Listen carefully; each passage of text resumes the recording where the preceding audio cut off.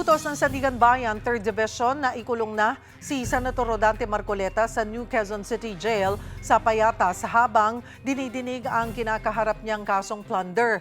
Para sa detalye, magbabalita si Mobile Journal Jazz Paredes. Jazz, bakit nagpa siya ang korte na ilipat na sa kulungan si Marcoleta? Sherin, nagdesisyon ng Sandigan Bayan na ilipat na si Senator Rodante Marcoleta sa New Quezon City Jail kasunod ng paglabas ng resulta ng Independent Medical Assessment ng UPPGH na nagsasabing maayos na ang kanyang kondisyon at wala ng dahilan para ipagpatuloy ang kanyang hospital arrest. Matatanda ang noong July 6, unang na-confine sa PNP General Hospital si Senador Rodante Marcoleta matapos dumaing ng paninikip ng dibdib at tumaas ang kanyang blood pressure. Dahil sa mga pagkwestiyon sa tunay niyang kalagayan, inatasan ng Sandigan Bayan ng UP-PGH na magsagawa ng isang independent medical assessment. Sa pagdinig kaninang umaga, personal na isinumite ng UP-PGH ang medical report.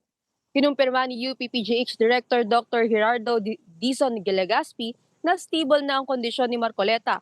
Wala nang medical findings na nangangailangan ng hospital arrest at cleared na rin ito sa mild pneumonia niya matapos ang gamutan. Bagamat inirekomendang manatili pa siyang naka-isolate ng 1 linggo, nilinaw na maaari naman itong gawin sa loob ng piitan.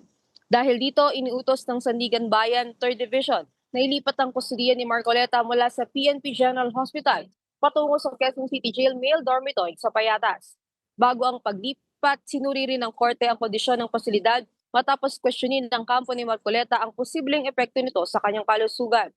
Ayon kay Associate Justice Carl Miranda, hindi congested ang piitan at may sapat na health personnel na magpapatuloy sa pagbibigay ng kailangan niyang gamot.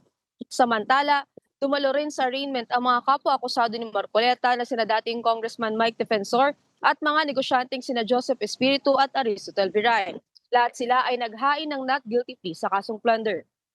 Cheryl, kinumpirma ng Bureau of Jail Management and Penology na nakomit na si Senator Rodante Marcoleta sa Quezon City Jail Male Dormitory sa Payatas bandang 10:49 ngayong umaga.